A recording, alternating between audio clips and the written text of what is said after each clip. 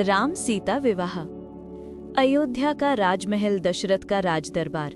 महर्षि विश्वामित्र प्रवेश करते हैं। विश्वामित्र बोले, राजन दशरथ, मैं यज्ञ कर रहा हूँ, पर दुष्ट राक्षस बार बार विध्वंस कर देते हैं। मुझे आपके पुत्र राम की सहायता चाहिए। दशरथ चिंतित होकर बोले, महर्षि, राम तो अभी बालक हैं। राम प्रवेश करते हुए बोला, पिताश्री, यदि धर्म की रक्षा के लिए मुझे जाना पड़े तो मैं अवश्य जाऊंगा। लक्ष्मण भी उत्साहित होकर बोले, भैया जहां जाएंगे मैं भी वहीं रहूंगा। विश्वामित्र भी प्रसन्न होकर बोले, धन्य हो रघुवंशी पुत्रों। और इस प्रकार राम और लक्ष्मण विश्वामित्र के साथ वन यात्रा पर निकल पड़े।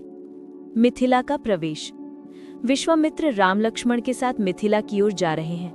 विश्वामित्र बोले, वत्स राम, ये है मिथिला, धर्म और ज्ञान की भूमि। यहाँ राजा जनक का वास है। लक्ष्मण बोले, भैया, लगता है यहाँ कोई बड़ा उत्सव हो रहा है। राम मुस्कुराते हुए बोले, मिथिला की पवित्रता मन को शांति दे रही है। पहली मुलाकात। सीता फूल चुन रही है। उनके हाथों से फूलों की टोकरी गिरती है। सीता राम को देखती हैं। दोनों की आंखें मिलती हैं। सीता धीरे सहमी आवाज, ये दिव्य तेज, ये कौन है? राम, हृदय में ऐसा सौम्य रूप मैंने कभी नहीं देखा। ये अवश्य कोई देवी स्वरूपा होंगी। सीता की सखी बोले, प्रभु, ये तो जनक नंदिनी माता सीता है।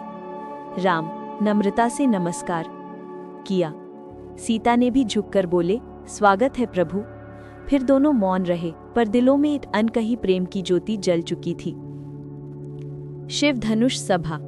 राजा जनक बोले, सभाजनों, जो वीर इस शिव धनुष को उठाकर प्रत्यंचा चढ़ा देगा, उनसे मैं अपनी पुत्री सीता का विवाह कर दूंगा।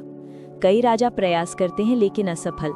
जनक दुखी होकर बोले, क्या पृथ्वी पर कोई भी मेरी सीता का योग्य नहीं? विश्वामित्र मुस्कुराकर बोला, राजन चिंता न करें, ये लो अयोध्या नरेश के पुत्र राम। राम ने गुरु की ओर देखते हुए गुरुदेव ने आज्ञा दिया। फिर विश्वामित्र बोले, वत्स, आगे बढ़ो। राम धनुष उठाते हैं। सभा विस्मित। राम ने धीरे से देवों के धनुष को प्रणाम प्रत्यंचा चढ़ाते हैं। धनुष भंग की गगन भेदी ध्वनि। जनक आनंद से बोले, राम, आप ही मेरी पुत्री सीता के योग्य हैं। सीता का निर्णय।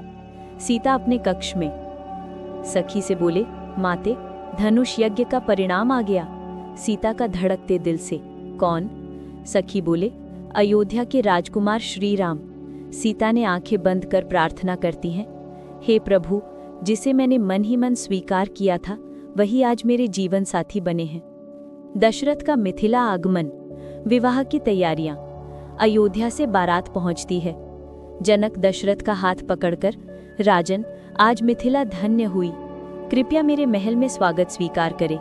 दशरथ, जनक, पुत्र पुत्री का विवाह दो कुलों का नहीं, दो घरों का मिलन है।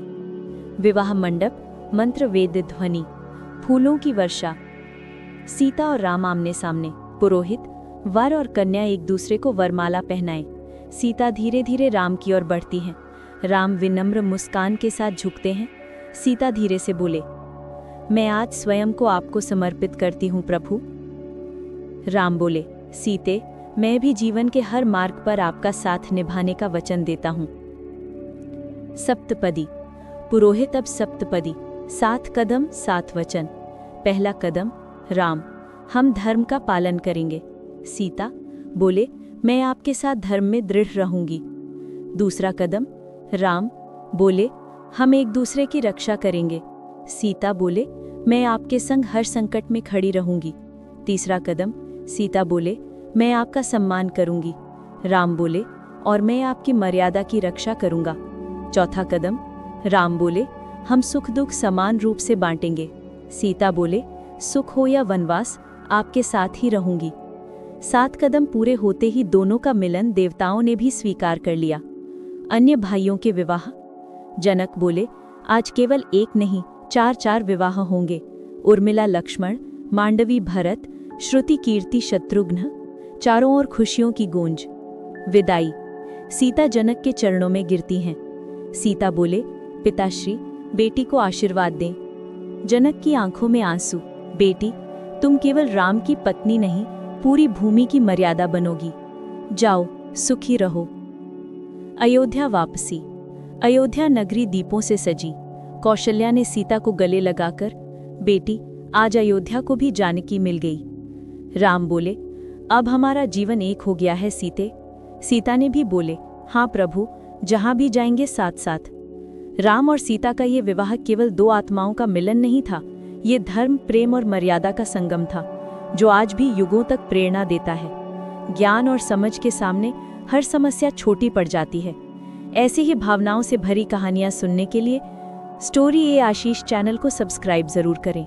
आपका समर्थन हमें और भी बेहतर कहानियां लाने की प्रेरणा देता है।